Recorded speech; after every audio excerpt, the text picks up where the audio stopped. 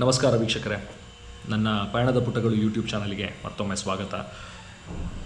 ಇವತ್ತು ನೀವು ನೋಡ್ತಾ ಇರೋ ಹಾಗೆ ನಾನು ನನ್ನ ಕಾರ್ನಲ್ಲಿಲ್ಲ, ನಾನು ನನ್ನ ಮನೇಲಿ ಕೂತು ಈ ವಿಡಿಯೋನ ಮಾಡ್ತಾಯಿದ್ದೀನಿ. ಇದು ಒಂದು ಭಾಳ ಪ್ರಮುಖ ಎಪಿಸೋಡ್ ಆಗಿದೆ ನನಗೆ.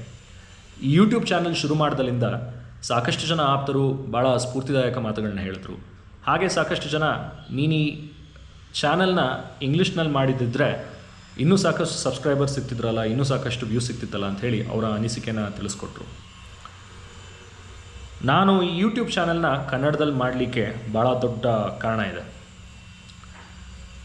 ಹಲವಾರು ವರ್ಷಗಳಿಂದ ನಮ್ಮ ರಾಜ್ಯದಲ್ಲೇ, ನಮ್ಮ ರಾಜ್ಯದ ರಾಜಧಾನಿಯಾದ ಬೆಂಗಳೂರಿನಲ್ಲೇ ಕನ್ನಡದ ಪ್ರಾಮುಖ್ಯತೆ ಕಮ್ಮಿ ಆಗ್ತಿದೆ, ಕನ್ನಡದ ಬಳಕೆ ಕಮ್ಮಿ ಆಗ್ತಿದೆ ಅಂಥೇಳಿ ಸಾಕಷ್ಟು ಮಾಧ್ಯಮಗಳಲ್ಲೇ ಚರ್ಚೆ ಆಗ್ತಿದೆ.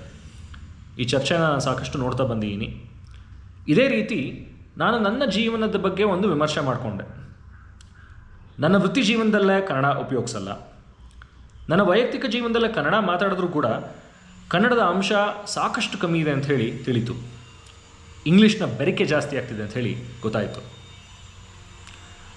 ನನ್ನ ತಲೆಯಲ್ಲಿ ಯಾವುದಾದ್ರೂ ಒಂದು ಆಲೋಚನೆ ಅನ್ನೋದಿದ್ದರೆ ಅದನ್ನು ಪದಕ್ಕೆ ಪದ ಜೋಡಿಸಿ ತಟ್ಟಂತ ಯಾವುದೇ ರೀತಿಯಾದ ತೊಂದರೆ ಇಲ್ಲದೇ ಇಂಗ್ಲೀಷ್ನಲ್ಲಿ ಹೇಳಬಲ್ಲೆ. ಆದರೆ ಇಂಗ್ಲೀಷ್ ಪದಗಳ ಬಳಕೆ ಮಾಡ್ದೇ ಕನ್ನಡದಲ್ಲೇ ಅದೇ ಆಲೋಚನೆನ ತಿಳಿಸ್ಕೊಡೋದಕ್ಕೆ ನಾನು ಕಷ್ಟಪಡ್ತೀನಿ. ಇದು ಭಾಳ ಒಂದು ಬೇಸರದ ಸಂಗತಿ ಅಂತ ಹೇಳಿ ನನಗನ್ನಿಸ್ತು.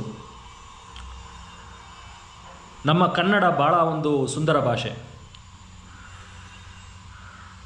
2000 ವರ್ಷಗಳ ಒಂದು ಇತಿಹಾಸ ಇರೋವಂಥ ಒಂದು ಭಾಷೆ.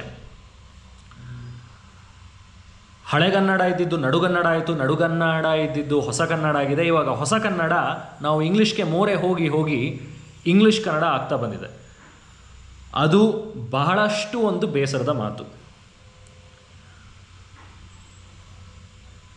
ಈಗಿನ ಕೆಲವು ಕನ್ನಡಿಗರು ಅವರ ಮನೇಲಿ ಯಾವುದಾದ್ರು ಮಕ್ಕಳುಗಳಿದ್ದರೆ ಮಕ್ಕಳುಗಳು ಬೆಳೀತಾ ಬೆಳೀತಾ ಇಂಗ್ಲೀಷ್ ಚೆನ್ನಾಗಿ ಕಲಿಯಲ್ಲ ಅಂಥೇಳಿ ಮಕ್ಕಳುಗಳ ಜೊತೆ ಇಂಗ್ಲೀಷ್ ಮಾತಾಡಲಿಕ್ಕೆ ಶುರು ಮಾಡಿದ್ದಾರೆ. 30-40 ವರ್ಷಗಳ ಹಿಂದಿನ ಪೀಳಿಗೆ, ಅಂದರೆ 30-40 ವರ್ಷಗಳ ಹಿಂದೆ ಹುಟ್ಟಿದವರು, ಆ ಪೀಳಿಗೆಗೆ ಸೇರಿದವರು, ಅದರಲ್ಲಿ ನಾನು ಕೂಡ ಒಬ್ಬ. ನಮ್ಮ ತಂದೆ ತಾಯಿ ಯಾವತ್ತೂ ಕೂಡ ಮನೆಯಲ್ಲೇ ನನ್ನ ಜೊತೆ ನನ್ನ ಇಂಗ್ಲೀಷ್ ಬಳಕೆ ಚೆನ್ನಾಗಿರಲಿ ಅಂಥೇಳಿ ಇಂಗ್ಲೀಷ್ನಲ್ಲಿ ಮಾತಾಡಲೇ ಇಲ್ಲ. ನಾವೆಲ್ಲ ಇಂಗ್ಲೀಷ್ ಕಲ್ತಿದ್ದು ಸ್ಕೂಲ್ನಲ್ಲೇ, ಕಾಲೇಜ್ನಲ್ಲೇ, ಹೊರಗಿನ ಪ್ರಪಂಚದಲ್ಲೇ. ನಮ್ಮ ಮನೆಗಳಲ್ಲೇ ನಮ್ಮ ಜೊತೆ ನಮ್ಮ ತಂದೆ ತಾಯಿ, ನಮ್ಮ ಕುಟುಂಬದವರೆಲ್ಲ ಕನ್ನಡ ಮಾತಾಡಿ ನಾವಿವತ್ತು ನಮ್ಮ ಕನ್ನಡದ ಅಂಶ ಕಮ್ಮಿ ಆಗ್ತಿದೆ ಅಂತ ನಾವು ಯೋಚನೆ ಮಾಡ್ತಿದ್ದೀವಿ.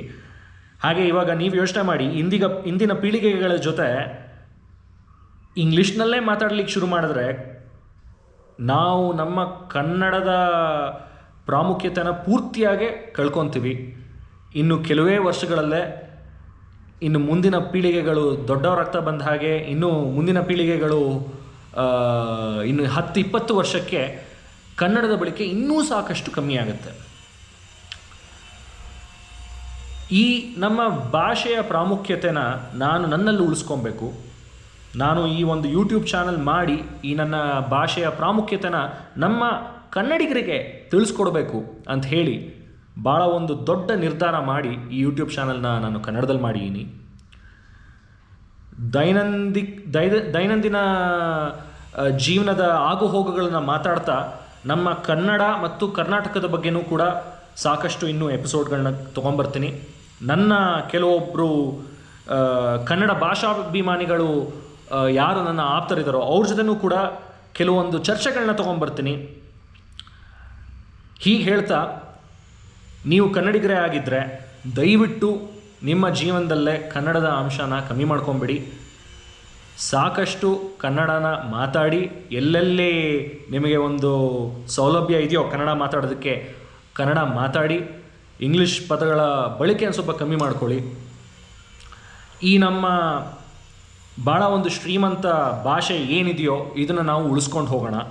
ನಾವು ಎಷ್ಟು ಮಟ್ಟಿಗೆ ಬೆಳೆಸೋದಕ್ಕಾಗತ್ತೆ ಅಂತ ಗೊತ್ತಿಲ್ಲ, ಆದರೆ ಇಂದಿನ ಪೀಳಿಗೆಗಳ ಜೊತೆನೂ ಕೂಡ, ಅಂದರೆ ಚಿಕ್ಕವ್ರ ಜೊತೆನೂ ಕೂಡ, ಸ್ಕೂಲಿಗೆ ಹೋಗೋ ಮಕ್ಕಳುಗಳ ಜೊತೆನೂ ಕೂಡ ಸಾಕಷ್ಟು ಕನ್ನಡನ ಮಾತಾಡೋಣ. ಯಾಕಂದರೆ ಅವರಿಗೆ ಅವರ ತಾಯ್ನುಡಿಯ ಬಗ್ಗೆ ಗೊತ್ತಿರಬೇಕು. ಅವರ ತಾಯ್ನುಡಿ ಅವರಿಗೆ ಒಂದು ಬೇರಿದ್ದ ಹಾಗೆ, ಆ ಬೇರು ಗಟ್ಟಿಯಾಗಿರಬೇಕು. ಹೀಗೆ ಹೇಳ್ತಾ ಈ ನನ್ನ ಭಾಳ ಒಂದು ಪ್ರಮುಖವಾದ ಎಪಿಸೋಡ್ನ ನಾನು ಮುಕ್ತಾಯ ಮಾಡ್ತೀನಿ. ನೋಡಿದ್ದಕ್ಕೆ ದಯವಿಟ್ಟು ಭಾಳ ಧನ್ಯವಾದಗಳು.